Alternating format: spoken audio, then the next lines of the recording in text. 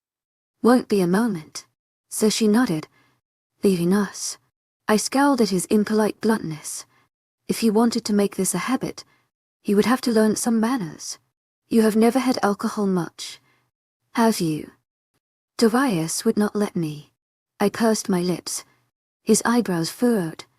Don't say his name. Don't give him the power. A warmth in my cheeks had me dropping my gaze. I think you will like a red. It goes with a lot of food. He exhaled, leaning backwards just as 𝐊𝐢𝐬 appeared. I stared wide-eyed as she rambled about things relating to the bottle.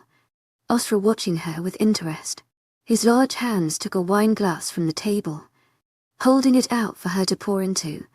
She did so happily, and I watched with curiosity as he swirled and sipped the wine.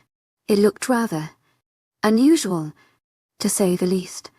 He nodded once, and she left the bottle on the table. 𝐊𝐲 took it, his hands taking up all the space around the top of the bottle. He poured 2 glasses before sliding one over to me. I took it with a small thanks, sniffing it slightly before taking a sip. The taste exploded across my tongue. 𝐊𝐢𝐬𝐧𝐼𝐸 𝐊𝐢𝐬𝐵. Heartfelt thanks for your unfailing 𝐊𝐢𝐬𝐧𝐼𝐸. Fruity flavor that lingered even after I swallowed. 𝐊𝐲 chuckled, gauging my expression. You like it? I nodded, awkwardly. Do you drink wine often? You could say I was raised around wine etiquette. His nose twitched as he took a sip of his. I cocked my head. 𝐊𝐢𝐬𝐧𝐼𝐸 𝐊𝐢𝐬𝐵. Heartfelt thanks for your unfailing 𝐊𝐢𝐬𝐧𝐼𝐸.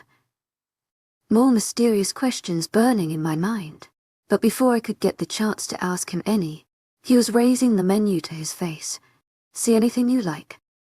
I cleared my throat, eyes darting down to the black book style menu. Half of the writing was in a language I was unsure of, but the descriptions were English, so at least I wouldn't look like a total dork. My eyes scanned the various dishes before I settled on a pasta dish. One thing I loved was pasta, especially when smothered in sauce. I think I might just have the tagliatelle, I replied, glancing up at him. The thing with salmon and spinach. He nodded once, smiling softly. No starter. Starter. Flipping to the first page of the book menu, Oh, we can share if you are unsure, he suggested. I nodded with embarrassment, and he chuckled again, dropping the menu and calling over the waitress. He ordered for the both of us, and I stared, mesmerized as he spoke so confidently. Ella nodded, writing the order before leaving us with a smile. I observed Osra as his fingers leafed through the menu. Do you eat out often? He shook his head. I used to, when I was younger, before you became. To my agent extraordinaire, 𝐊𝐤𝐬𝐬, heartfelt thanks for your unfailing patience, enthusiasm. I whispered the last part, nodding.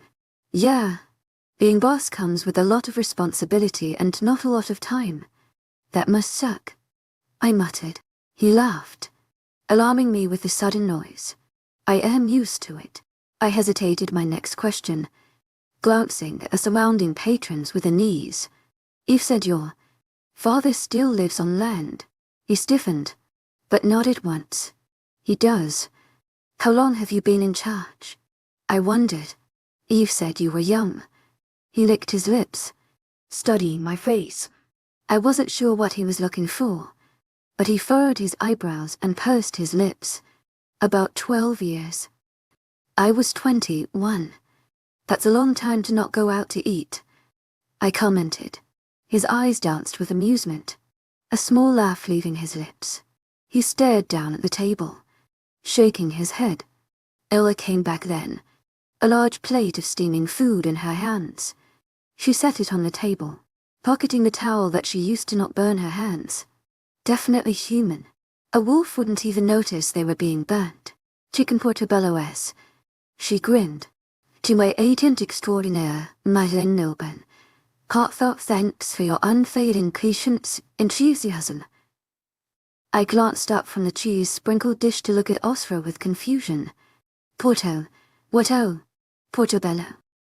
To my agent extraordinaire, 𝐊𝐤𝐬𝐬, heartfelt thanks for your unfailing patience, enthusiasm. Tomato. To my agent extraordinaire, 𝐊𝐤𝐬𝐬, heartfelt thanks for your unfailing patience, enthusiasm. Mushroom. I hummed, eyeing the dish. Smells good. Ezra nodded, the same old soft smile on his features as he picked up some cutlery. I watched as he cut a small slice of everything and scooped it onto the fork. His hand moved towards me, and with wide eyes, I stared at his offering. What? He chuckled again. Just open your mouth. Tulip. My lips parted on their own accord, and his hooded eyes watched them intensely as the fork disappeared inside. The tomato was surprisingly sweet, and I hummed as I chewed through the dish. You like it? I do. I nodded, licking my lips. He beamed and continued to cut into the dish. I grabbed cutlery and went to cut my own, but Osra smacked my knife away with his own. I have already cut you some. Eat up. I huffed at being treated like a child, but I was eager to eat more, so stabbed my fork into the small chunks he set aside for me. We finished the dish in no time, and within a heartbeat, Ella came to take it all away. My elbows rested on the table, my hands clasped together as I leaned my cheek against them. I thanked her softly, complimenting the food to which she beamed at. I watched her walk away, unaware of the blue eyes dead set on the side of my face. Have you been to this restaurant before? I wondered, turning to look at him. I blinked, taken aback to find Osra slumped in the booth, his eyes hooded and lips pulled into a smirk as he watched me. More than you rear. I frowned at his confusing words though. His eyes darted along my face before falling to my throat. Eventually he sighed, leaning forward to be closer to me. I would come every Friday evening. Oh, you must like Italian then. I laughed. I am half Italian. You are. My eyes widened, looking over his features once more. The blue eyes threw me, but the lightly tanned skin and dark hair. I suppose being half of something makes it softer. Do you speak Italian? I do. Can I hear? I grinned, sipping my wine. Maybe another time. Tulip. Swirling the wine in my glass, Ezra grabbed the bottle, topping it up as I got lost in my head. I was running out of things to ask him, disgruntled when he would not give me the answers. As relate games, so I needed to think of something. What to play again? He hummed, putting down his glass. A game. A question game. What do I get out of it? I rolled my eyes, scoffing. I ask you a question. You ask me one, so I get information. How about a bit of spice to it? Oh yeah. Like what? I wondered. If you can't answer, you have to take a large gulp of wine. He grinned. I pushed a stray hair behind my ear, nodding. Deal. I get to go first though, since I proposed the game. He nodded. Fire away. Tulip. Is it your mother's or father's side that is Italian? My mother's. Shrugging. Are you enjoying your evening so far? I am.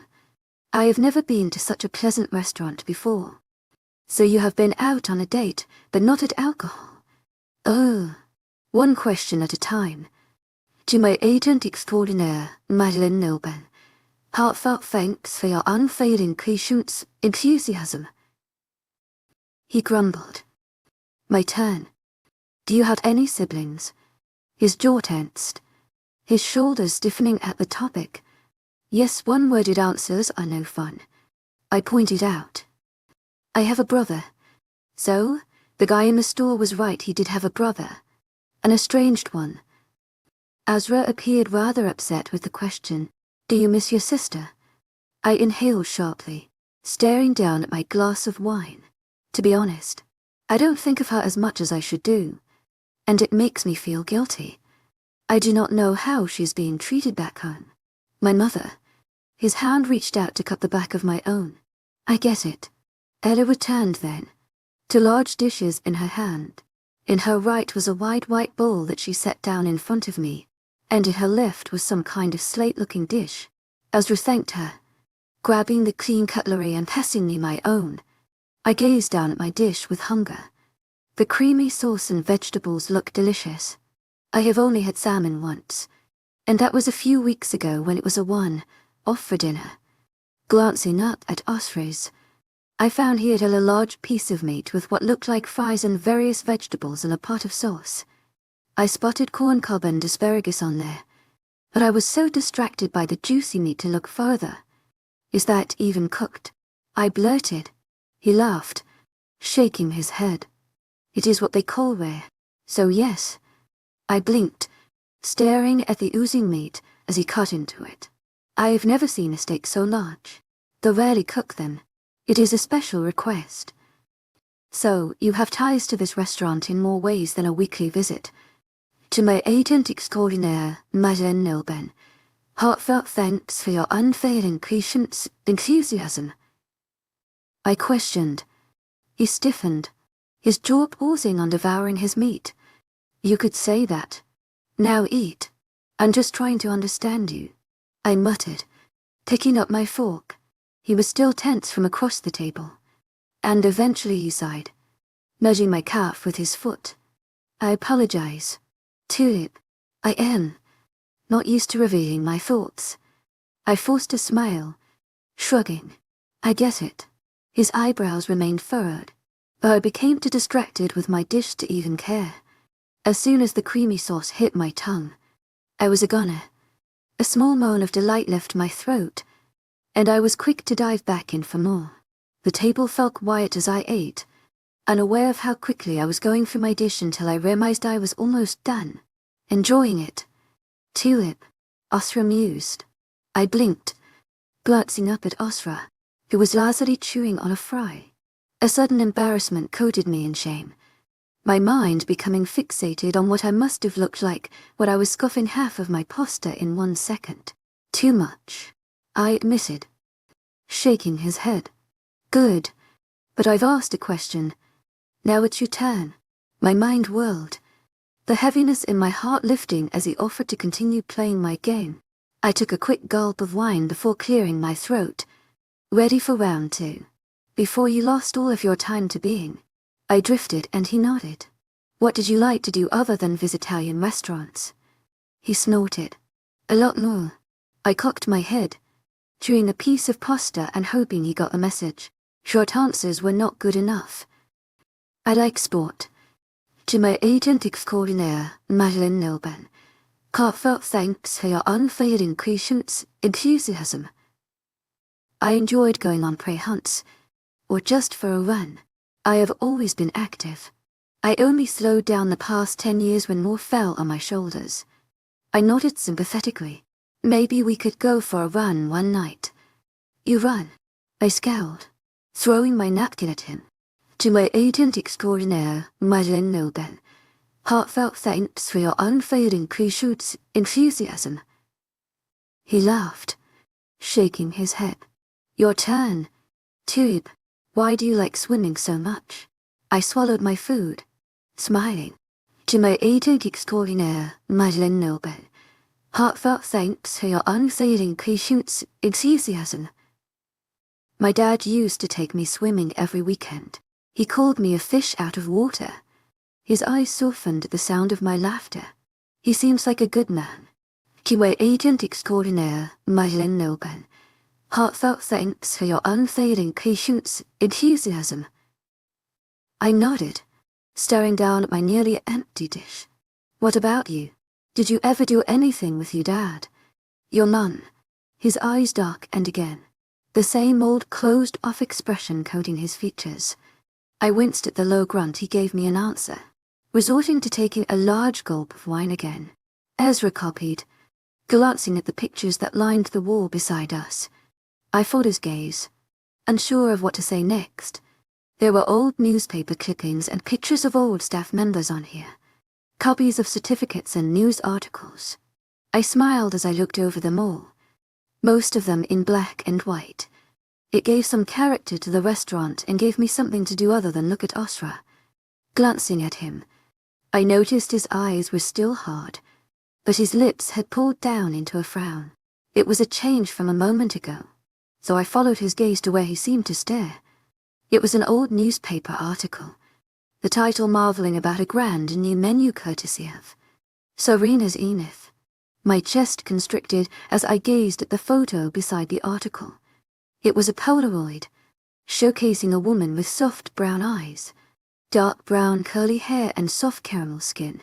She was beaming at the camera, wearing a similar uniform to Ella. I noticed the angular motion of her cheekbones and jaw. 𝐊𝐢𝐳𝐸𝐻𝐿 Heartfelt thanks for your unfailing patience, enthusiasm. Yet small nose that rest upon her face. Despite the eyes, the rest was almost uncanny. 𝐊𝐢𝐳𝐸𝐻𝐿 Heartfelt thanks for your unfailing patience, enthusiasm. I murmured, Is that woman your? 𝐊𝐢𝐳𝐸𝐻𝐿 Heartfelt thanks for your unfailing patience, enthusiasm. 72 Ezra didn't look away from the newspaper article for the count of 10.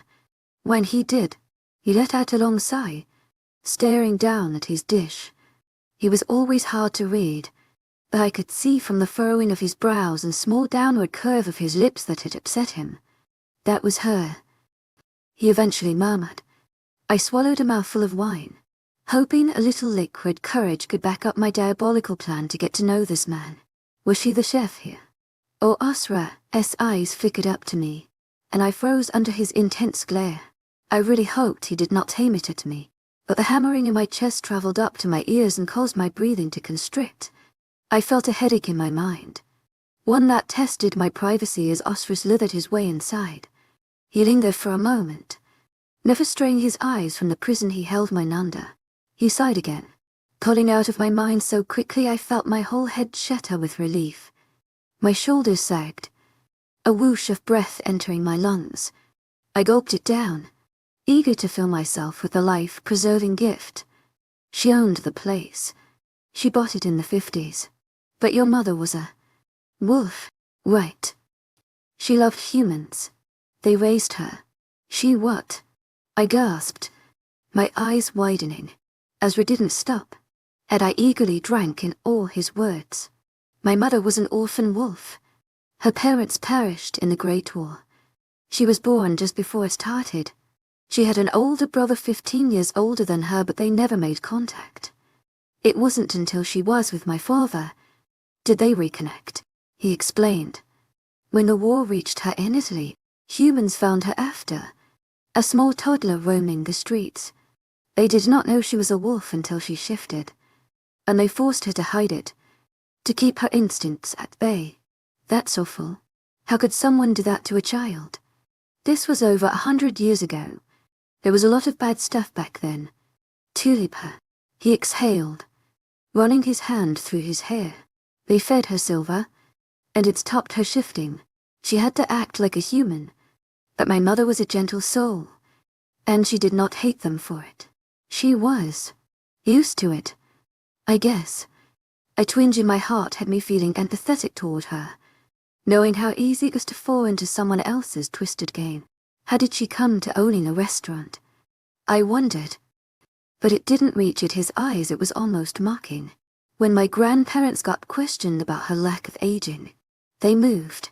I thought they rounded humans up into small groups. I wondered. They did. And when the wolves discovered a wolf among humans, they were happy to move them closer to a pack. He paused, downing the rest of his half-glass of wine. They had lived in Italy for 30 years and settled here for another 10 before Mum took on the restaurant. They had destroyed it during the war, and she got it for pennies, and she made it this amazing. I smiled softly, watching him intensely. He chuckled softly, nodding.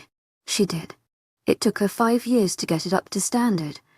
She started in the 50s and quickly it became very popular. She didn't meet my father until years later. Mum had been living under his nose the whole time. Alphas rarely left their pack house, so it never happened. How did they meet? I wondered. He hummed, pouring himself more wine as he watched me curiously. The hunt.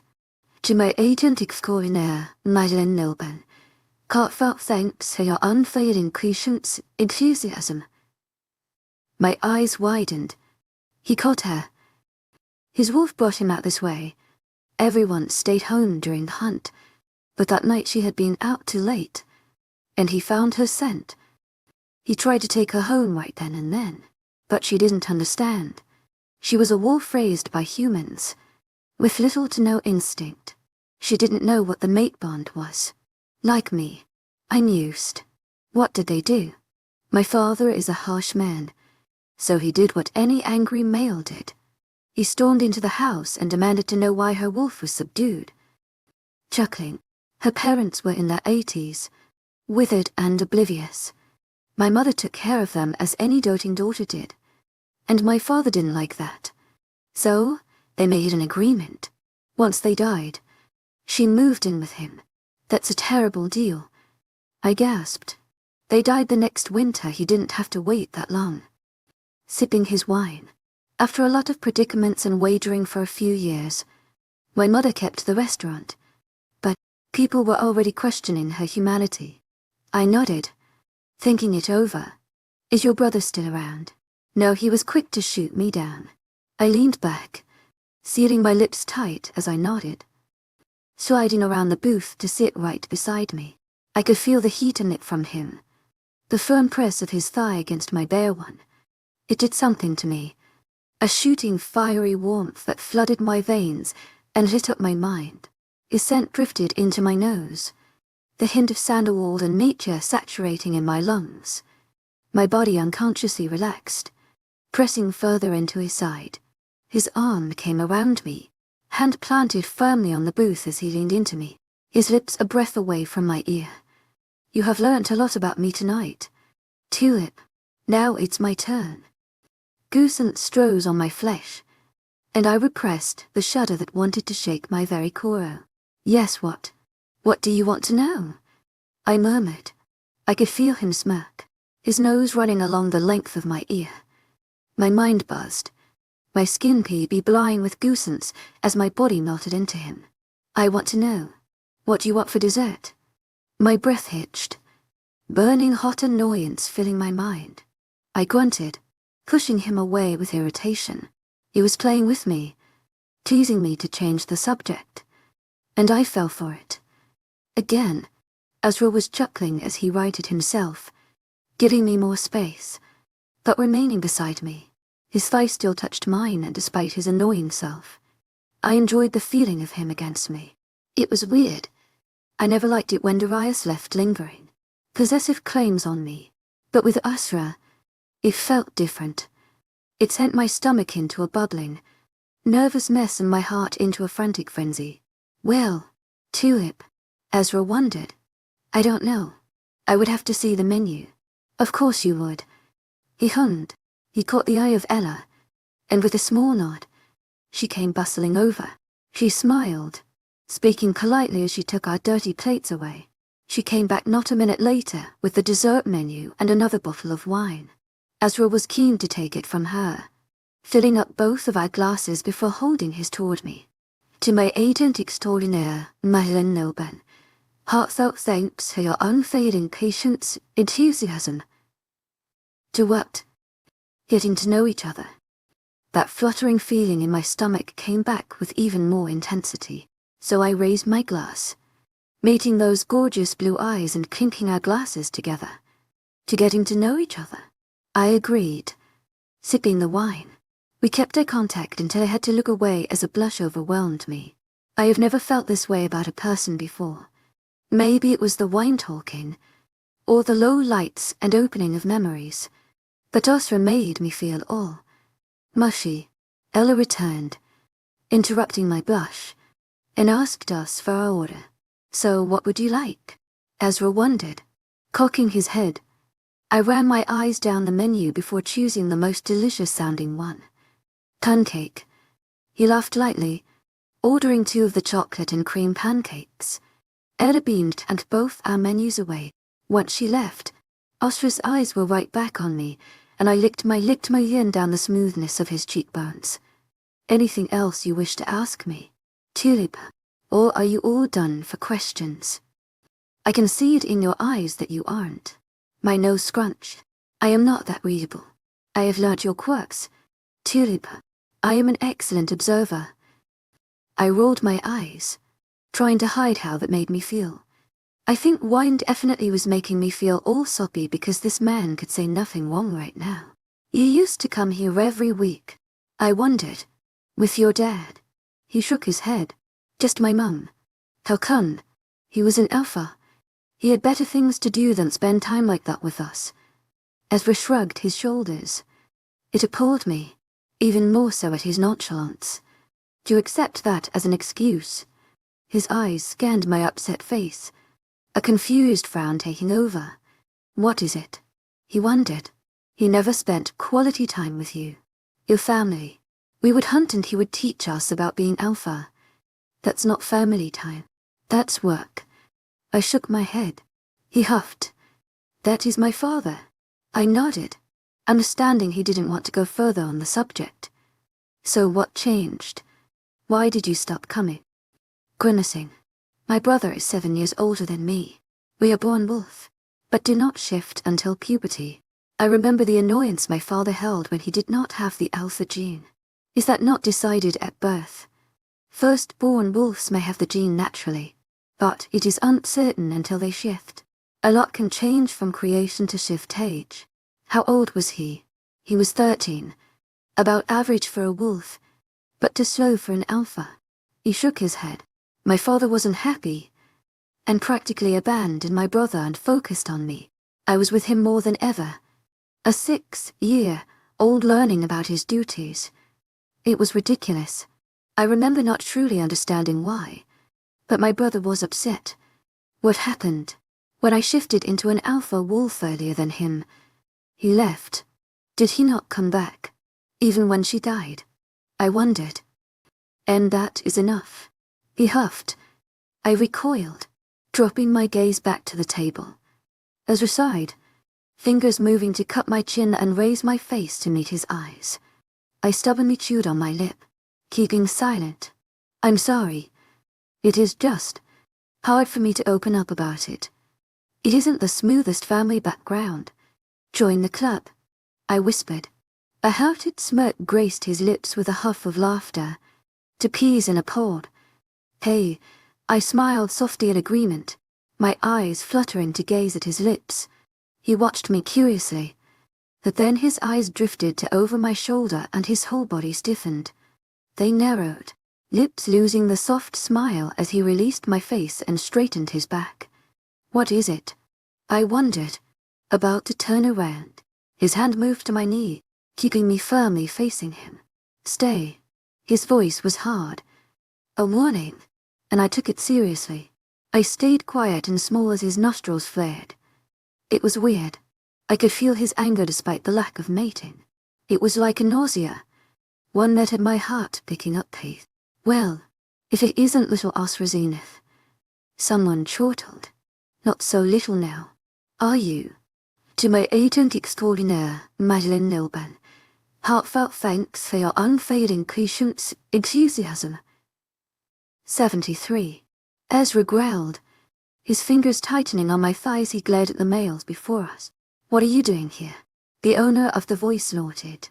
"Last I checked, this was human territory.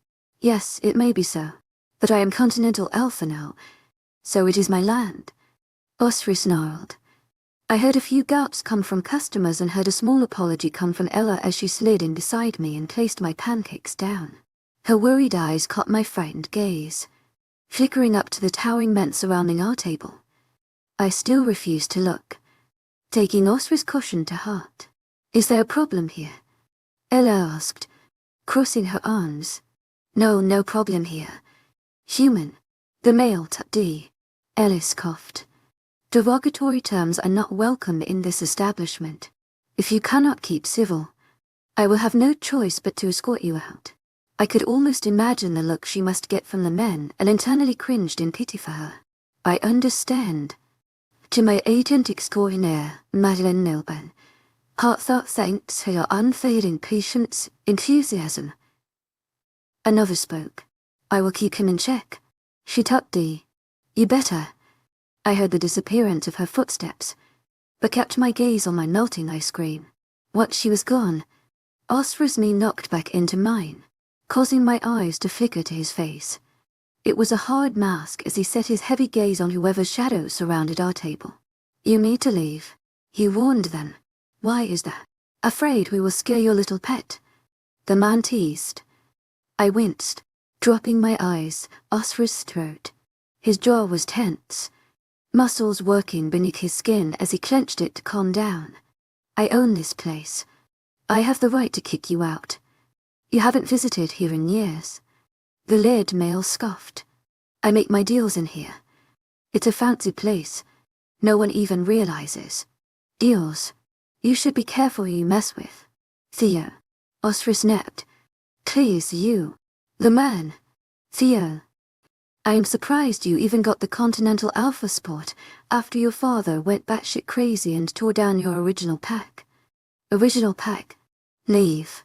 His jaw ticked, claws brushing the bare skin on my thigh. Ezra growled and Theo huffed, the shuffle of clothing coming from his direction. "We 𝐿𝐲𝐳." Theo's other friend grunted.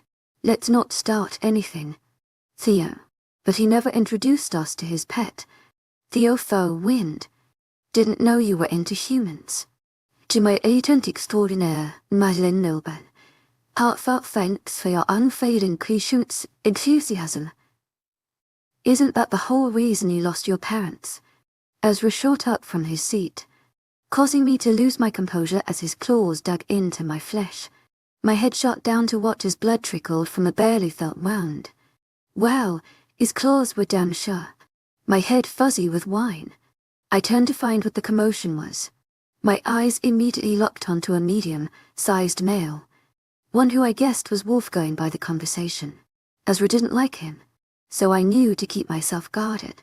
His brown eyes met mine, a smirk similar to one of Blake. His hair was dark black, skin rather tan, yet the large scar that ran across his neck had my mind with a million thoughts. It looked like someone had slit his throat. Ah, such a unique 𝐿𝐲𝐳. He cocked his head, studying me. 𝐿𝐲𝐳's arm came to block me, pushing my body into the sofa as he snarled. I fell willingly, a small grunt of disapproval escaping my lips as my face smacked into the leather. Everything felt fuzzy and jelly-like, and I gripped onto 𝐿𝐲𝐬's trouser leg and the sofa as he guarded me. Leave? 𝐿𝐲𝐬 warned. Unless you want to end up like your brother. Theo clicked his tongue before there was a silent agreement. And he left with his friend. Only when they had gone did 𝐿𝐲𝐬 shift his weight and help me back upright. His eyes were black. Canines extended as he ran his eyes along my body. It shook me up, but I wasn't that scared. I smiled weakly at him as his grip tightened on my shoulders before he released it. Are you okay? I nodded. He frowned before his nose twitched and his eyes dropped to my lap. I gasped in surprise when he pulled my thigh upwards, grumbling as he found the 3-2-inch claw marks in my skin. He apologized softly, but I was having a hard time staying upright on the seat as he hitched my thigh higher. His tongue came out, running along the cut. I gasped, my body shivering as 𝐿𝐲𝐬 rose on my flesh. His tongue was wet and warm, making my skin tingle and core instantly ache with want. His eyes flickered to stare into my own, and I had to bite my lip to suppress the moan that so desperately wanted to escape. I ached deeply for his tongue to go a little higher. To my agent extraordinaire, Madeleine Nobel, heartfelt thanks for your unfading patience, enthusiasm. This man was so hot. Everything he fucking did. Settle. Tulip, I am just trying to heal your wound. He hummed, his eyes softening slightly. My eyes shot open, to find I was clutching at the back of his shirt with an iron grip. I cleared my throat, releasing him without looking him in the eyes. He licked the length of my thigh one more time, going a little higher than necessary before he pulled away with a sharp inhale. Wolves could smell everything, right? So I should feel awkward right now. But why didn't I? Why did I feel so invigorated by the glimmer in his eyes and the sharp smirk of his lips? He slowly dropped my leg, so it draped over my other, my foot resting along his calf. His hand stayed on top, and the other grabbed at his glass to take a sip. I swallowed nervously as he kept his eyes on me, the twinkle in his gaze never leaving. What? I breathed. Nothing. Looking away as he set his mug down. Glancing back to the table when I suddenly remembered my pancake, I grabbed my cutlery and hoped it still had some warmth within the center. It was gooey and creamy, everything a girl could wish for. I hummed with satisfaction, continuing to eat without disturbing 𝐿𝐲𝐬, whatever he was doing with his eyeballs. By the time I finished successfully scraping my fork along my tongue, I sat back into the booth and looked towards him. He was on edge still, his back rigid as he watched his surroundings. What is it? I wondered. Who were those guys? His jaw rippled with frustration. They are from Blake's continent, oh. I cocked my head. It seems they are aware of their leader's capture. That doesn't explain why they irritated you. He scoffed a laugh, cocking his head as he looked at me through his lashes. Irritate me? Well, why rile you up just to leave? I rolled my eyes. There is a bad rivalry between packs. I am higher ranked than the Alpha, but now I have taken him down. They're unguided. Don't they have a beta for that? A beta can be a temporary fix, not a permanent one. My lips parted with an understanding, waiting to see if he would explore the topic. He watched me, watching him, and said nothing. Running my hand through my hair. You mentioned his brother. Theo is Blake's brother, 𝐿𝐲𝐬 interrupted. Theo has not been involved in his pack in many years. He sells weaponry and drugs to those who require it. He is grouchy because he did not get the alpha gene, but he makes quite a good living now. I believe. He sells in your restaurant. I cocked my head. So it seems. You didn't know? He shook his head. I have not been here in many years. Since your mother passed, yes. What happened to the restaurant after she passed? A small grumble erupting in his throat. You have a lot of questions tonight.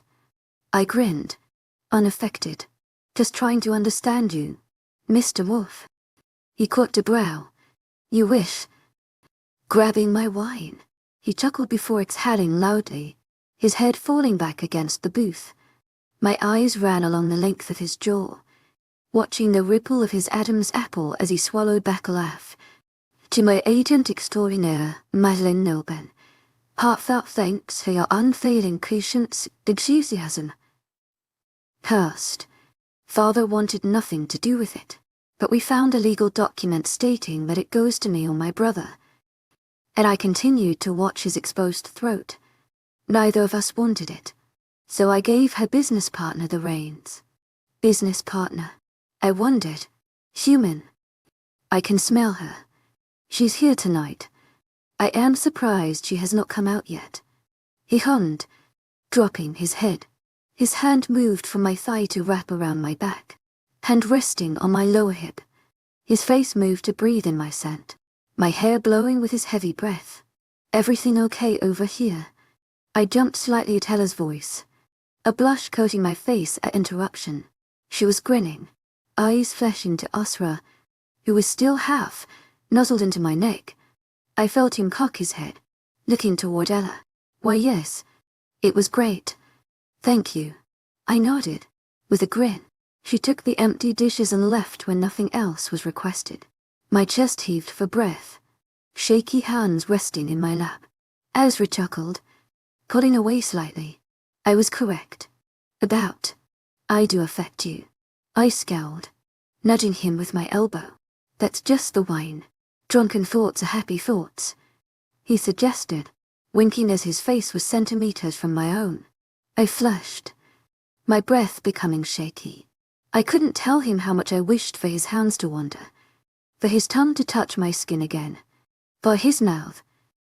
Tink. Luscious god, damn lips to just. 𝐿𝐤𝐻𝐿𝐬 𝐐𝐵, heartfelt thanks for your unfailing 𝐊𝐤𝐧𝐑 enthusiasm. I groaned softly, turning my head to the new intruder. Is that what it was like to dine with the king? Did everybody want a piece of him? As removed lazily, only to fall rigid when he caught sight of the plum-peled female stood opposite us. Her graying, black hair was tied back in crazy spirals, her eyes a dark brown. Upon seeing my mate, her hand rose to her mouth, exhaling loudly. Her eyes were wrinkled in the corners, her cheeks plump with a soft yet stern look to her rosy cheeks. Miss Rosa, 𝐿𝐲 muttered. She shook her head, smiling softly as her voice flowed with an elegant Italian accent. Please, how many times have I said to call me just Rosa? 𝐿𝐲's laugh was shaky as his hand moved from my body. More than I can count. She blew out a loud breath, running her eyes along him. Well, you have not changed for a minute. It's been, what, 18 years? My eyes widened, watching the encounter. 18 years. That was weird. Right. He was nearly double my age, and yet I was his chosen mate. Why had I not thought of that before? I mean, if did say wolves aged weird. Shaking my head, I drove myself away from that topic. But also, was Rosa the business partner?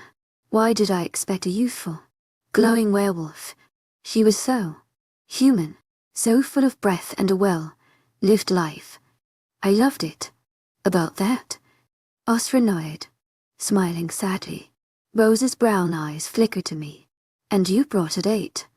My mate. 𝐿𝐲 nodded. Her eyes widened, running over my face with a shock akin to admiration. Your mate. 𝐊𝐤𝐻𝐿𝐬, heartfelt thanks for your unfailing patience, enthusiasm. Great. Right. You thought you'd never find yours. Nodding. I did say that. How cute. Wait. Cute. 𝐿𝐲 wasn't cute. 𝐊𝐤𝐻𝐿𝐬, heartfelt thanks for your unfailing patience, enthusiasm. Meet Rosa. She is the woman who helped guide my own to build this very restaurant. It's very nice to meet you. I smiled politely, trying to hide how tipsy I was feeling.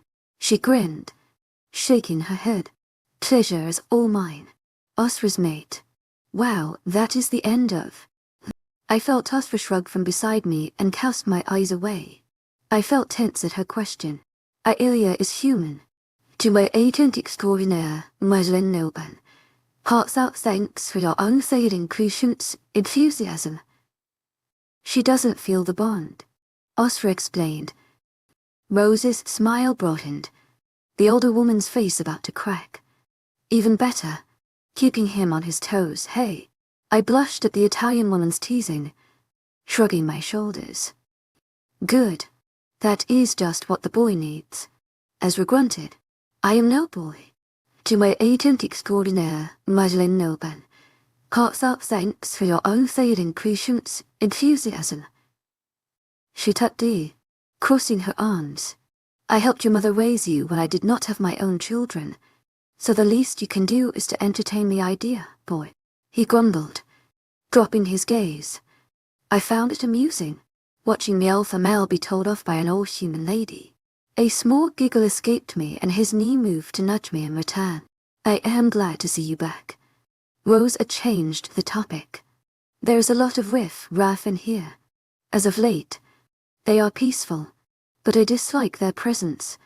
𝐲𝐻𝐬's lips pursed. I will see what I can do. She nodded before suddenly realizing another important point and exclaiming loudly, I hear you are continental now. What does that mean? I assume it is why you do not show your face anymore. Too busy with work. It means I am in charge of the entire continent. 𝐲𝐬 drawled. She scoffed.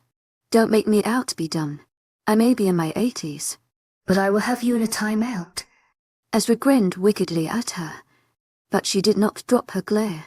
Yes, ma'am. Good. She nodded, huffing, before someone shouted for her from the kitchen. I am going back to work. You better not run and hide for another 18 years.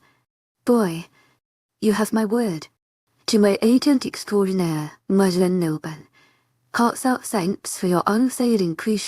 𝐻𝐬𝐻𝐳. She beamed, dropping her scowl. Molto bene. He stood to wrap his arm around her and they kissed each other on the cheek before she rubbed his back and told him something in Italian. I quirked an eyebrow with interest, but 𝐲𝐬 didn't react when they pulled away, murmuring something softly back to her in another language. She moved to me next, pulling me by the hand so I rose to my feet. Her eyes draped along my taller body when her head only came to my shoulder. She embraced me, kissing both my cheeks before squeezing them. He will treat you right, or I will kick his ass. You come tell me as soon as he tries anything stupid. I nodded, knowing there was no room for complaint. Her wide grin erupted on her face before she patted my cheeks and walked away without another word. I watched her go, still shocked by her entire presence, before I lowered myself back into the booth.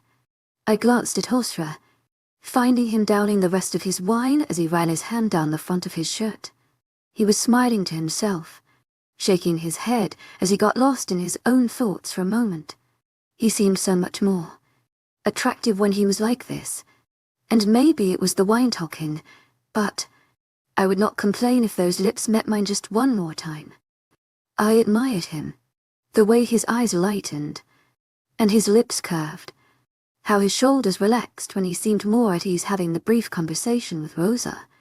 𝐲𝐬's father had been harsh and obviously not present. If two women raised him, I could only assume most about his mother.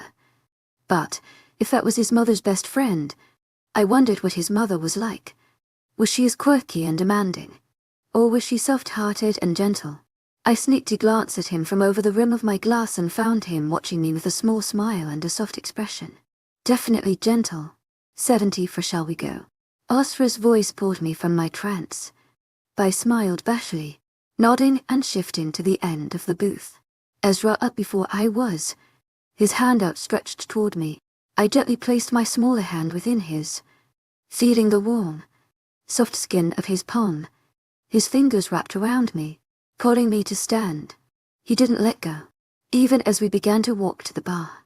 My head spun a little, too overstimulated and tipsy to realize I was standing, casually leaning against the bar. I watched 𝐲𝐬 as he engaged in small talk with the bar staff. They were young and appeared human, the male uneasy under 𝐲𝐬's harsh gaze. His name Tagred Connor, his hair dirty blonde and face speckled with freckles. Which table was it? 𝐊𝐢𝐳𝐬. 𝐲𝐬 quirked an eyebrow. 12. The young male swallowed as he swiped through a monitor, nodding as he came to the total, rattling off a number with 3 figures. I felt the awkwardness settle in as Osra handed him his card. I didn't have any money. How was I supposed to repay him? Osra, I got it. Was everything all right for you? Connor asked politely. Asra cleared his throat, taking his card and receipt with a growl. Nothing a few meetings cannot fix. Sorry. So his eyes widened. Oh, stop scaring away my staff members. Boy Rosa came out, scowling at him. Asra chuckled, pushing himself from the bar as the short female stood facing him. I am not scaring him away. To my agent extraordinaire, 𝐊𝐤𝐬𝐬𝐩𝐿, heartfelt thanks for your unfailing patience, enthusiasm. Osra smirked, flashing canines. He asked if everything was okay, and I replied, honestly, you replied like a man of power, scaring everyone with your beast. I am a man of power. Asra scoffed. I rolled my eyes, nudging him. Shut up. His blue eyes lazily drifted to me, a small smirk on his face. You'd love me too, wouldn't you? Tulipa. Listen to your mate and apologize to my staff. Rose scowled. Asra glowered at the short woman but drifted his eyes to Connor, who was still stood wide-eyed between the two. I apologize, you misinterpreted my words. The catering was lovely. It is the patrons we need to fix. Connor nodded, keeping his mouth shut as he stared at him wide-eyed. He scuttled away, only to be caught in a small female waitress' arms. She squealed something about Osra being the Continental Alpha, which caused the male's eyes to only widen and his face to fall pale. They both kept smirking glances as Osra continued to bicker with Rosa. Your father's ways have rubbed off on you, Rose scolded. I know it has been a long time, but I hope that the old Osra comes back. It has been nice to see you. Boydon, let the past haunt you. Osra's playful smirk settled as the atmosphere did, his hand leaving mine. My head snapped to watch him as he spoke in fluent Italian before his arm came to wrap around my waist, pulling me into his side. I felt flustered as my face pressed into his chest. My arm wrapped around the back of him, fingers clasping onto his shirt. It was nice to see you. To my agent extraordinaire, 𝐊𝐤𝐬𝐬𝐬𝐿, heartfelt thanks for your unfailing patience, enthusiasm. Rose smiled before disappearing back into the kitchen, ready to go. Osra hummed, looking down at me. My head fell back on its own accord, staring up into his night skies. Hone. His eyes lit up at the word that left my mouth, a broad grin erupting on his face. I don't want to overwhelm you too much for the first date. You've already met 1 billion people, and drank far too much. I feel perfectly fine. You are quiet and tame. That is unusual. I laughed, shaking my head as he led me outside. The cool air nipped at my bare legs, and I leaned further into Osra's wolfy warmth, his arm tightened around me, his other hand buried in his pocket as we left the building. The same sleek cart as before pulled up before us and the driver shot out to open the back door. I thanked him, regretfully moving away from Osra to slide myself into the back seat. He was quick to follow, his body pressing against mine almost instantly. The door shut behind him, and I inhaled sharply as the darkness of the car dulled my senses.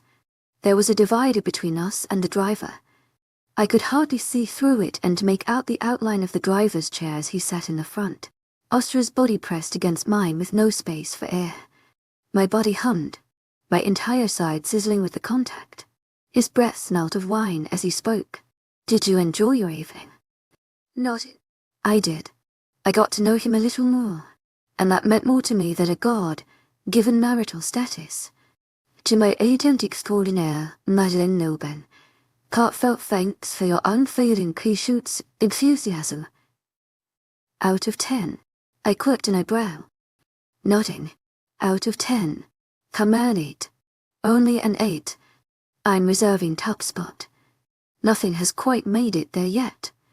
I laughed. It's a lovely place. I can see why your mum didn't want to give it up. It was an escape for her. She was raised human. Dad was born practically wolf-brained. He snorted. I have a question for you. Another one. He mused. I rolled my eyes. A serious one. About when we met. He sobered up, nodding with a blank expression. 𝐊𝐢𝐬𝐷𝐞𝐬𝐭. Heartfelt thanks for your unfailing patience, enthusiasm. Why did you seem to hate me? Hate humans? He hesitated, and I could see his mind malfunctioning as he thought of what to say. Eventually, after only the silence of the soft radio playing and tires turning, did he move? His shoulders rose as he inhaled deeply before he let it all out in one big breath. I suppose you deserve an explanation for my distance. I quirked an eyebrow at his description but kept quiet, not wanting to disturb him from actually opening up to me. I hated humans. Okay, I can't keep quiet. My mouth moved ahead of my brain. Why would you? You were practically raised by them. His hand to my knee, squeezing it. I looked back at his expression and saw a slight pain in the edge of his eyes. His face was lightly pinched, his lips pulled up in a sad smile. My whole life I was around humans, but then life happened. My mother perished because humans couldn't keep their noses out. I thought rogues killed her. They did. He winced. She worked in that restaurant for 40 years before people realized she wasn't human. She didn't look a day over 30. And even though wolves had created a peace, they were still upset about a wolf being so close to their homes. When they found out she was an 𝐊𝐢𝐳𝐬, it caused them to get 𝐊𝐢𝐳𝐬𝐬𝐷𝐞𝐬𝐬. Heartfelt thanks for your unfailing patience, enthusiasm. 𝐊𝐢𝐳𝐬𝐬𝐻eartfelt thanks for your unfailing patience, enthusiasm. How could her running a restaurant in peace cause so much aggravation? It's human land. They are very picky about what is theirs when they hardly have much. I quirked an eyebrow. A bit like 2 coins for work. His eyes narrowed playfully, and before I could react, he moved to nip my ear. I gasped, my heart picking up speed as his lips lingered longer than necessary. I believed for a long time that humans were weak, insufferable vermin, constantly moaning, creating mess and disorder. He continued. Then when my mother died, they seemed to be happy about it. And then, I saw how a mate bond can affect someone when it is broken, how it weakens you. Your father is still around here, isn't he? I cocked my head, my chin brushing his. He is, but he is a different man. He pushed me to breaking point and back many times before his soul retired, crushed at the hands of the mate bond. Ezra sighed. He never showed emotion. He was always this tough alpha, never cared much for children, not a parent type. So, seeing him lose it over a bond, humans are weaker, more likely to die. It made me never want to experience that. I understood now how the world closed off Asra's heart. He lost his mother to selfishness, and it caused his father's soul to spiral into darkness. If a man as strong as his father can lose his mind because of a bond, then Asra would want to stay clear of it. But then I stumble across my very own mate bleeding to death during the hunt. Wolves aren't meant to kill humans, I pointed out. You need to control your pack. His breath fanning my cheeks. He was so close to me, so close. I could see all the small imperfections on his face, the scar above his eye, the one on his cheekbone, the dimple at his cheek when he smiled. I could see the depth of his deep midnight eyes, the way they turned lighter around the pupil. Each of his long, dark lashes framed his face and his lips parted just enough for me to want to lay my mouth on his. And what did I do? Save me? I wondered. Obviously. Watching me intently. I never wanted a mate. Yet I find mine dying at the hands of my pack. It did something to me. How silly. How fragile. You were to be a leader of us. I was arrogant and selfish. I healed you up intending to let you go. But then, I saw you on that bed and I couldn't. Tried to push you away, to protect both of us. But I couldn't let my mate, who was a bag of bones, go out into that world and have any beast harm her.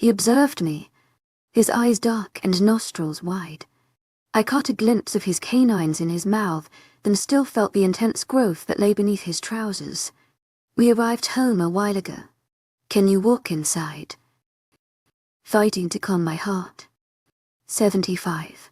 Stumbling my way into our bedroom. Excited giggles left my lips as I dragged Asra by the hand. He murmured something as he shut the door, releasing me to the bedroom. My feet ached with the urge to relieve them from their confines, and with an elated shriek, I fell onto the bed. "You okay there?" Asra chuckled, pushing my hair from my face. "Why do I feel so tired?" "It's the wine," he snorted. "Lightweight." "Hey," I complained, launching a pillow at him. He caught it mid-air, that devilish grin widening his cheeks. "It's just a fact." Tulip. Sitting upright to take my shoes off. They slid from my feet and I moaned in satisfaction, my toes wriggling with happiness. Despite being fashionable, I was most certain they would not make it into my wardrobe ever again. I moved on to my dress next, sliding the thin straps from my shoulders. I tried and failed to drag it down my body, only to realize I would have to stand.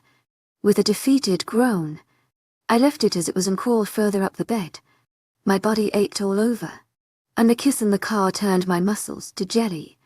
As we moved around the room, and I paid close attention to his footfalls, he came near the bed and stopped, causing me to peek, and I opened to find him hovering over me. His eyes were still dark, lips still swollen from the heated kiss. If we hadn't arrived and weren't in a car, I wondered what would have happened. Need help? I hummed a yes, raising my arms, pushing my arms away, and I recoiled with an amused giggle. His hands grabbed my waist, flipping me onto my side. I felt his fingers grace the zipper along the back, and I realized that was why it got stuck. Here I was, about to curse Piper for giving me a death-trap dress, and I forgot it had a zipper. His hands were warm as he slowly pulled the dress down my waist, and I rolled onto my back as he reached my hip. I lifted them, relishing in the tickling of his fingers as they traced fire into my hips and thighs. He was teasing me. I was sure of it because it felt like forever before the dress reached my ankles. Azra was staring down at me intensely, and it was then I realized I wasn't wearing a bra. I blushed, my hands moving to cover my naked chest on instinct, but it only caused Asra to grumble. "You don't have to hide." I chewed my lower lip, looking away from his intensity. Lifting the covers, I rolled myself underneath them to get away from his gaze. Azra remained silent, eyes burning into the back of my head before his clothes shifted and swayed. He walked around the bed, dumping my dress into the laundry basket. I watched him through hooded, sleepy eyes as he undressed. First came his shirt, his long fingers slowly removing each of the buttons before the fabric shifted from his shoulders and into his hands. The trousers came next, the fabric noisy as he placed them into the basket with his shirt. Through bleary, tired eyes, I watched as his muscles rippled with every movement. Were all wolves this built? Or were alphas just on some weird hormone boost? He climbed into the bed beside me, pulling the covers over his legs and leaning against the headboard. I shifted closer by instinct, pressing my thighs to the side of him. "You okay?" I whispered. His hand come from behind his head to settle on my head. "I'm fine." "Tulip, what's got your mind going?" "Sleepy." I grinned, shaking my head. "Why are you so large?" "What?" He laughed. "You're huge. Like your T-Rex size. All muscles and height." I pointed out. He didn't hide his grin. The picture so amazing I couldn't help but stare at the way it lit up his entire face. "I am an alpha. A continental alpha." I drifted my eyes upward to find his own. "That's right." "Is that why you're so in everyone's face?" His eyebrows furrowed, but he nodded. "I suppose it is." "That guy at the bar," I began hesitantly. "He said your dad ran the pack into the ground." "What does he mean?" Azra sighed, hesitating for a few breaths before he replied. "I was not born into being continental alpha. My father ran a pack below the old Continental Alpha. He did. My eyes widened. He nodded, the bed creaking as he rolled to face me on his side. His right hand supported his head as his left came to trail down my shoulder and bicep. He was Alpha. I was Alpha. When Mother died, he began to let things slide. Rogues invaded, took what they wanted, killed pack members. Nobody set foot in our land. Nobody traded with us. My father became unhinged after a while and we locked him up for a few years whilst I tried to make things better. I inhaled sharply, goosebumps rising on my skin. That's awful. It was necessary. People got killed, robbed, even raped. It was a massacre of primal demise. I had no choice. Tulip, I know, but he was still your father. Ezra shook his head. He was not my father. He held no emotion, no ties, no regulations. He lost his mind. Literally. It happens when a wolf loses their mate. Usually they end up killing themselves from their loss. Did he ever? He came back. I don't know what caused him to not lose himself to the insanity of his beast, but he came back. Only after I became Continental Alpha. How did you manage that? I yawned. He chuckled. You should get some sleep. I grunted, nudging him with my knee. Bedtime story. Keep going. Okay. Osra chuckled. Whilst he was imprisoned, I tried to save the pack, but it was too late. I wanted to be better for them. I wanted to provide the safety that I could. The pack. I made them believe my father had trained me to not tarnish his name any more than it already was. Whilst I learnt in secret, my tired eyes widened, listening to his every word. I had trained myself hard, and took down the Alpha of the Cardinal Pack. He paused before sighing. I killed him. He did not submit out of pride. So I had to. He was elder, and his only son died a couple of decades prior. So he wanted it to happen. I murmured. Cool man. 𝐊𝐢𝐬𝐧. Wolves. We are animals. Tulip. What hurts a human doesn't harm a beast. You're not a beast. I stared into his midnight eyes. I can see that now. He smiled sadly. You may see it, but we may not. Placing my hand on his cheek, you don't seem like a monster to me. To my agent extraordinaire, 𝐊𝐢𝐬𝐬, hearts up saints for your unfailing 𝐊𝐢𝐧𝐠 enthusiasm. You sound like a man who wanted the best for his family and his friends. You gave them a secure, happy life here. He bent down to kiss my nose. Thank you. I yawned, waving him off and dropping my hand to his shoulder. Anytime. My liege. I am the Alpha. He grunted. How many times do I need to remind you? My eyes closed, and I did nothing but grin. A few more wouldn't hurt. Butterscotch. His grumble was the last sound I heard before I succumbed to sleep. I awoke the next morning with a dull headache. It was nothing I could not handle. I wandered my way into the bathroom. I realized that a certain male of mine was missing. My eyes widened with delight, quickly stripping off my underwear and running to the bathroom. Alone time. Swinging the door open, my bare feet slipped on the tiles as steam immediately hit my skin. I groaned, turning my eyes toward the shower where a very naked and amused Asra stood waiting. Oh, Tulip, glad to see you woke up in time. I huffed, crossing my arms for decency, and leaned against the glass shower door. He smirked at me, washing the shampoo from his hair, and I took a moment to trail my gaze over his naked form. I unashamedly licked my lips, following the well-defined contours of his body and the very satisfying member between his legs. A low growl drew my eyes upward, and a grin broadened my face at Asra's heated gaze. He was dripping wet, his hair dripping down his forehead and shielding his eyes. Yes, he leaned toward me and, without further warning, grabbed me by the wrist. I shrieked as he pulled me into the current, an amused smile on his face as I instantly got drenched. You look like you need a shower, he mused.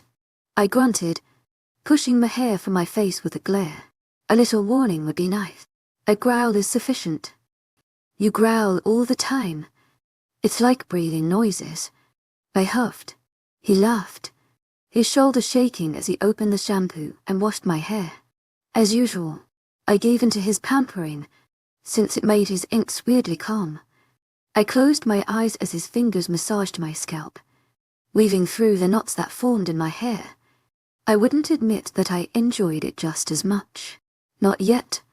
Memories of the night before came to mind as his firm touch led me to the past. After the kiss in the car, my mind turned to mush. I was content with what happened, not feeling gross or mistreated by his touches. I welcomed them, excited by them. I have never had such feelings, such euphoria.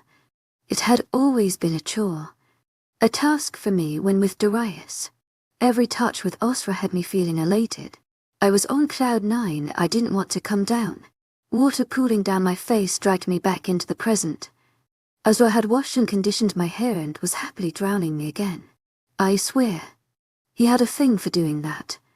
I pushed at him, hearing him successfully slip before his wolf. Reflexes kicked in and he caught himself on the wall. He cursed my name, but I paid no mind as I washed the soap from the rest of my body. Turning the shower off, I glared at him. Do you want me to drown? His grin didn't waver. Yeah, well, you're funny looking, I taunted. He let out a slow breath. That all you got? Last night, you couldn't even tear your eyes away from your ugly ass. It was such an eyesore. 𝐊𝐴𝐻𝐿𝐼𝐬 𝐷𝐼𝐿𝐼. Heartfelt thanks for your unfailing patience, enthusiasm. His canines glinting as they lengthened. I didn't feel threatened, even whilst naked, and shot him a glare of my own. Before he could move further, I turned my back on him and left the shower, reaching for a towel. Arms wrapped around my naked waist before I could escape and raised me up off the floor. My knees bent, my back buckling as he lifted me up. An annoying screech left my lips as 𝐊𝐲's low growl rumbled down my spine. Never turn your back on the enemy. Tongue licking along the base of my neck. I shuddered as he put me down, and quickly covered myself with the towel.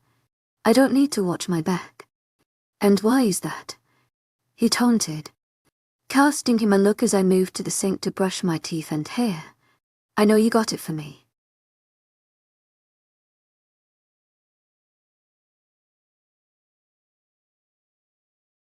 We finally gave in to our primal instincts, but the aftermath has me questioning everything, especially when I realized there was no protection, and I might be pregnant with a wolf's baby.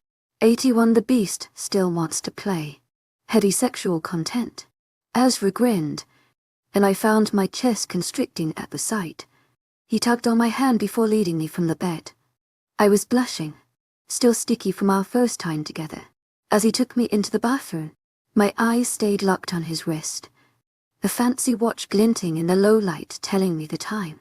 𝐊𝐲 was quick to turn the shower on before turning back to me and grabbing me by the hips. Do you really?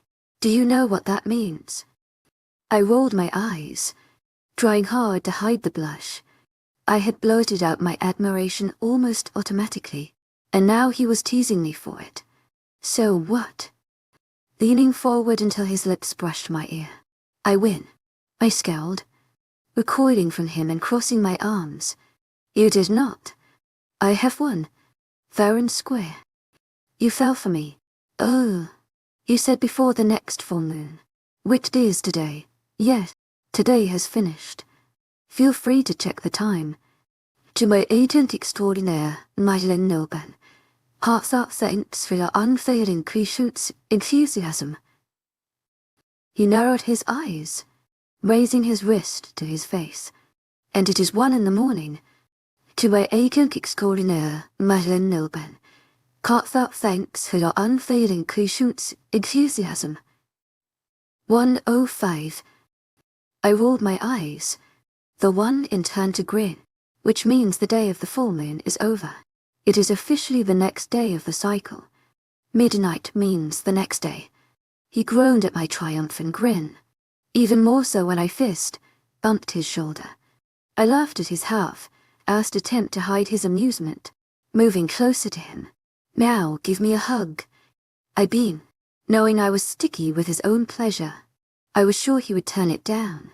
But alas, this is 𝐿𝐲𝐿, and he is full of surprises. Wrapping his arms around me and in a flash, shoved me into the shower. I shrieked at the cool water, reluctantly turning the dials to a warmer temperature. I do not mind the scent of our mating, but I would assume you would like to be relatively clean to sleep tonight. 𝐿𝐲𝐿's voice whispered in my ear.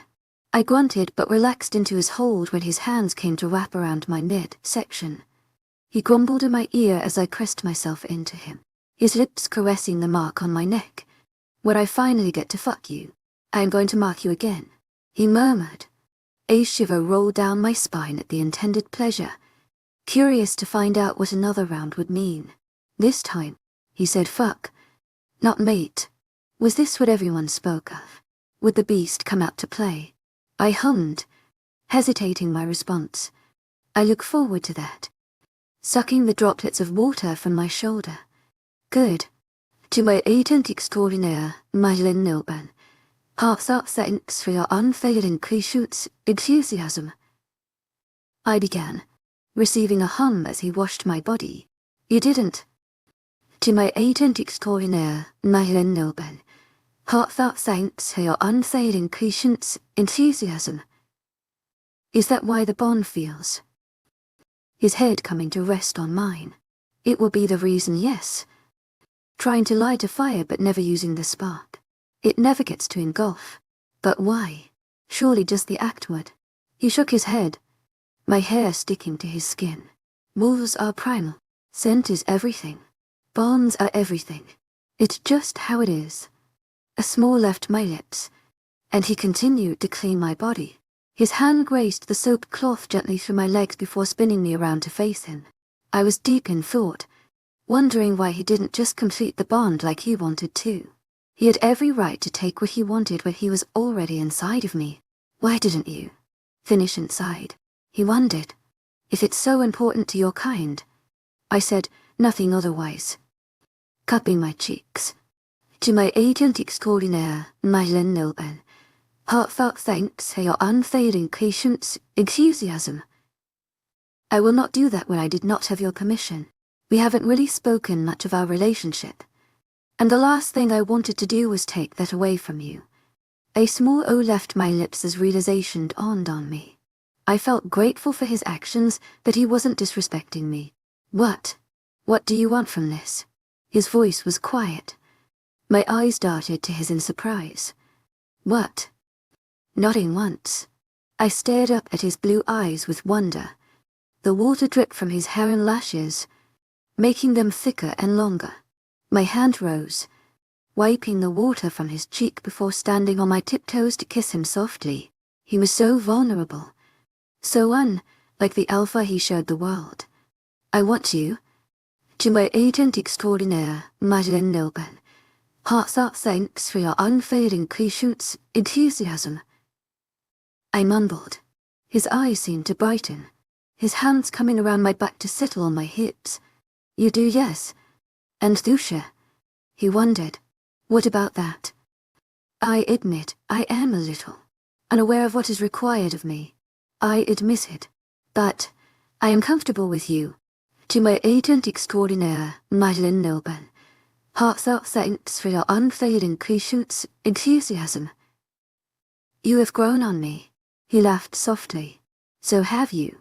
Little human. Little human. So condescending. Considering I am your equal. He claimed my mouth with a growl, devouring me with a fervor. I moaned, sinking into him until our bodies pressed together.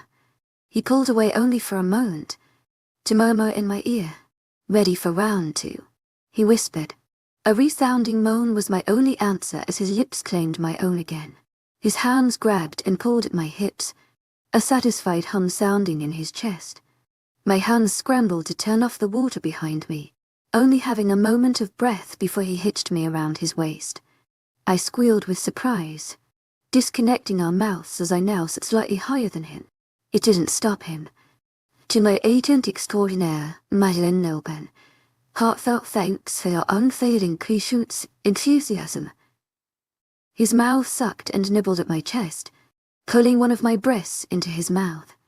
My head fell backward, my hands grabbing onto his shoulders to steady myself as he sucked and nibbled at my flesh.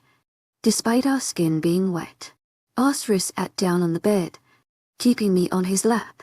He was already hard and warm between our bodies, my clit pressing against his shaft just right. His hands pried my thighs apart, gliding me up down the outside of his flesh. He brushed my folds, the tip of his cock teasing my clit with a promise. I moaned, grinding against him as he rubbed against me. You like that? 𝐊𝐢𝐬, I moaned, nodding. 𝐊𝐢𝐬𝐷 extraordinaire, heartfelt thanks for your unfailing patience, enthusiasm. Hands digging into the flesh of my arse and stopping my grinding. Words. 𝐊𝐢𝐬, you have them. Use them. His command had my body tingling, and I gasped yes. Do you want more? Yes. Yes, yes. I want more.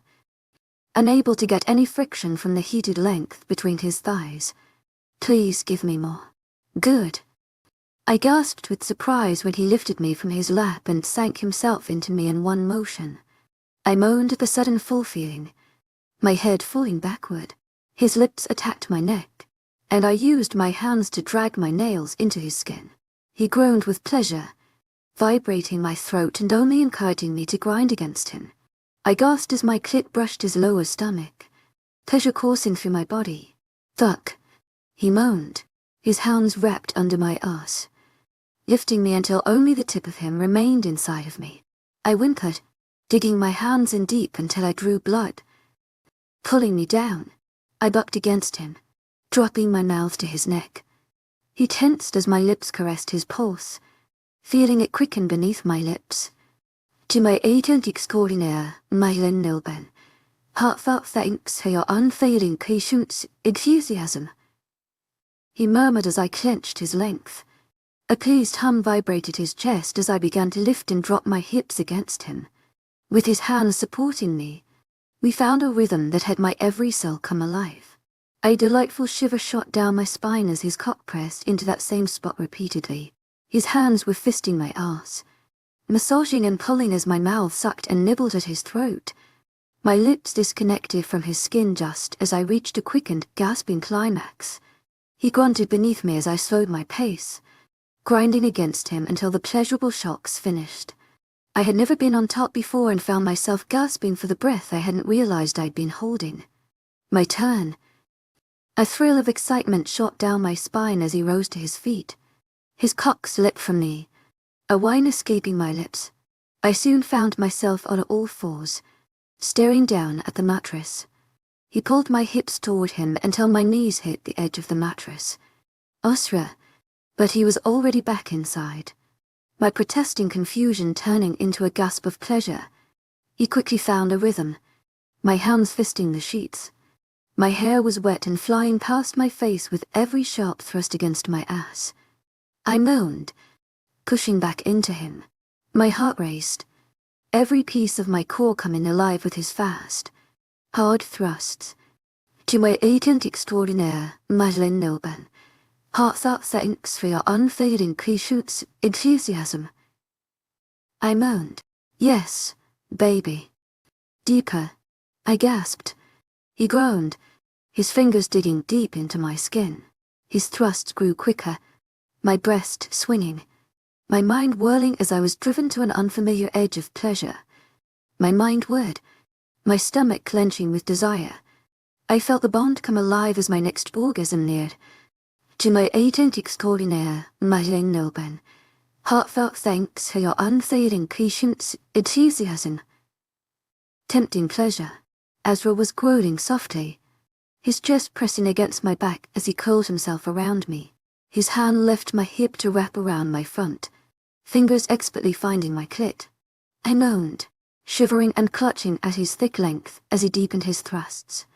I felt his breath from the back of my neck and I instinctively curved my head to give him access. His lips found my mark and sucked at the scar tissue. It happened so suddenly, so intensely that I barely had a moment to breathe. My back arched as I came undone beneath him. Yes, that's it. 𝐻𝐸 growled in my ear. I was moaning softly, desperately clutching at his length to feel more. I needed more. 𝐻𝐸 continued riding me out of my orgasm, and only when I stopped did he pick up his pace again. He moved away from me, my back feeling cool without his heat pressed against me. He pushed at the middle of my back, causing me to arch my ass into him more. My chest falling to the bed. Fuck. Hold it like that. 𝐊𝐢𝐬𝐷𝐞𝐝𝐬 𝐊𝐢𝐬𝐑𝐞𝐝𝐬. I moaned. I could feel him everywhere. In every beat of my heart was a beat of his hips. My breathing became frantic, my heart skipping beats as I gave in to the bliss. My entire body shook as he grew hasty, practically destroying my core until it left me quivering beneath him again with another climax. He didn't stop there. Didn't stop at all. His hands molded, pulled, grasped what he could, diving his cock into new depths and levels with every angle of his hips, or raise of his knee. I was up to 5 orgasms when he finally eased. But it didn't stop there. Oh no. While still staying inside of me, he somehow spun me. It was so fast. My head reeled with stars as I landed on my back. He wrapped my knees around his elbows, hitching me until our more sensitive areas were flush with each other. I moaned at the depth and the throbbing between my thighs. I was growing tired and weary, my pussy hot and pulsing with the turmoil of pleasure. He was using me, in a good way. His hands caressed and pulled all the right places. His lips would even occasionally kiss my calf. From this angle, I could tell his eyes were darker. His canines flashing whenever he growled told me he was truly in his element. 𝐊𝐢𝐬𝐷𝐞𝐝𝐬 𝐊𝐢𝐬𝐷𝐞𝐝𝐬. I gasped as his thumb came to my clit. Tell me what you want, Tulip, he growled before dropping his words to every harsh and deep thrust. What? Do you? I want you to come, I gasped. You want my cum? 𝐊𝐢𝐬𝐷𝐞𝐝𝐬 𝐊𝐢𝐬𝐷𝐞𝐝𝐬. He grunted, my wet flesh smacking into his thighs. His nostrils flared as my eyes met his. I panted with desperation, nodding my head. His thumb astrophy played a damn symphony on my clit as his cock teased my every wall and crevice. The bond between us burned, desperate as it fogged my mind, and begged for release. I felt his hands dig in deep, one coming to grasp at my breast, causing me to bend more in half until he was over me. Yes, God. Yes, please. I screamed as his cock hit that wonderful spot once more. Come inside me. 𝐊𝐢𝐬𝐷𝐞𝐝𝐬 𝐊𝐢𝐬𝐷𝐞𝐝𝐬. Please, he cursed as he suddenly stiffened, and his teeth sank into my throat. I felt him twitch inside of me as a sudden burst of warmth coated my insides. I moaned, my head curving backward and spine arching as my orgasm came in full force. My walls clutched him, pulling him deep inside of me with my ankles around his back until he couldn't escape. The heat of his climax goaded me as he slowed his thrusts, riding me softly with every piece of heaven possible. Only when we finished did I feel the heaviness in my heart grow stronger, and realized 𝐻𝐸 no longer held me between his teeth. When I normally would feel tired and relaxed after a wonderful orgasm, I felt my energy spike. My head whirled as something bombarded me with an awareness I wasn't sure of. It settled for a while before fading to the background, and yet I felt regenerated. 𝐊𝐢𝐬𝐷𝐞𝐝𝐬 heartfelt thanks 𝐊𝐢𝐬𝐷𝐞𝐝𝐬 enthusiasm. It wrapped me in its cocoon, warm and comforting. 𝐊𝐢𝐬𝐷𝐞𝐝𝐬 heartfelt thanks 𝐊𝐢𝐬𝐷𝐞𝐝𝐬 enthusiasm. I whispered when he finally dropped my legs yet remained inside of me. Dark blue eyes met mine, a wide grin stretching his face. Yes, Tulip, what is that? I breathed, my eyes blurry.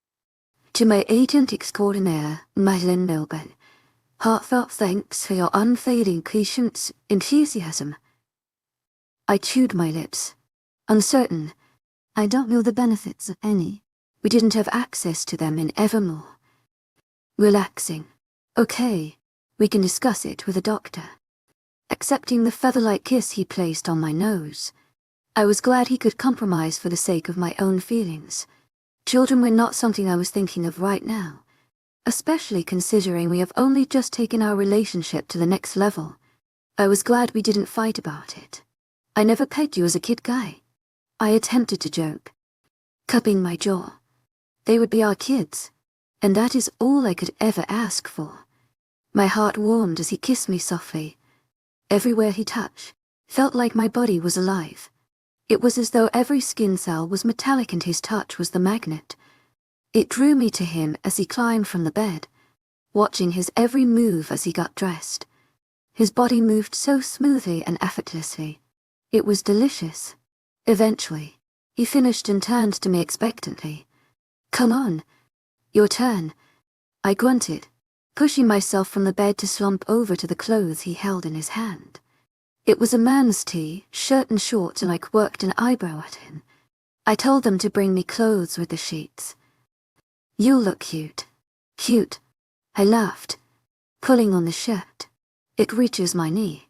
You cannot even tell I am wearing something underneath." 𝐿𝐲 chuckled softly, helping me to get dressed.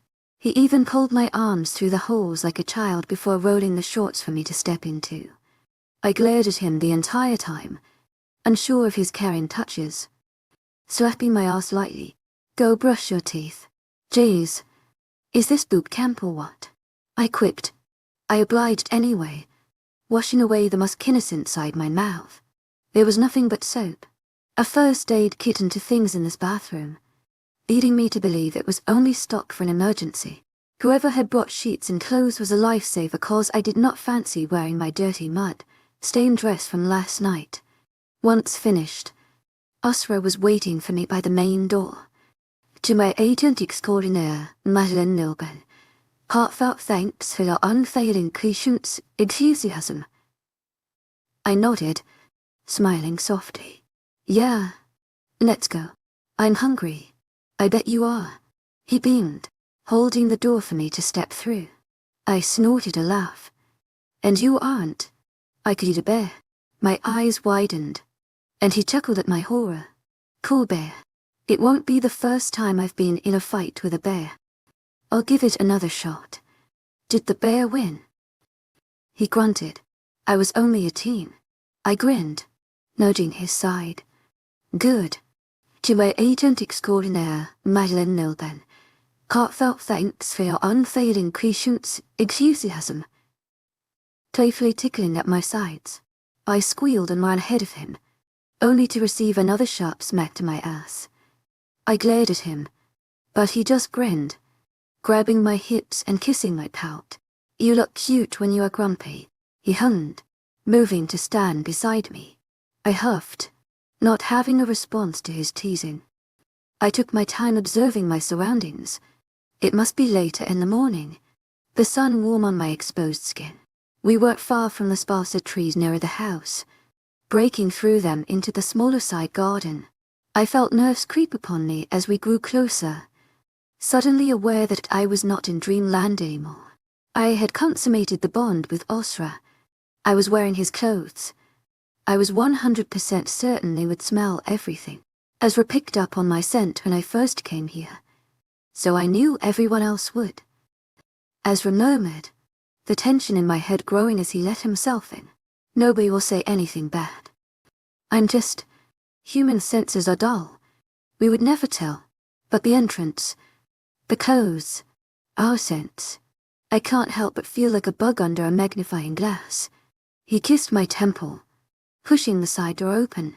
"Eat it, 𝐿𝐲𝐻𝐬. My frown only deepened as he led me through the end into the dining room. The smell of garlic wafted over my nose, a realization that it was lunchtime. As if on cue, my stomach grumbled, causing 𝐿𝐻𝐻's hand to dig into the small of my back as he pushed me inside.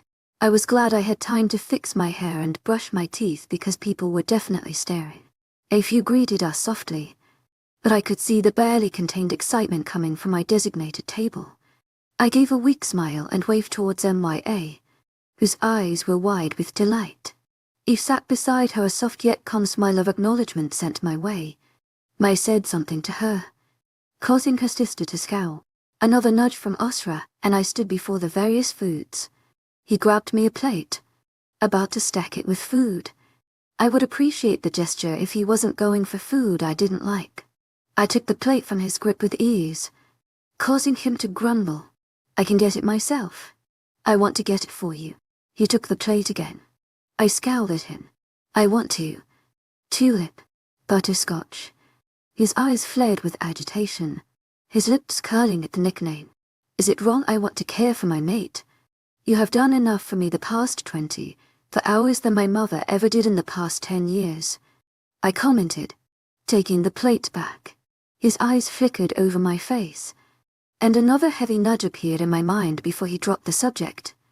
His shoulders relaxing, he handed me the plate, and I gave him a welcoming kiss in return, shooting me a side glance as he piled up his plate.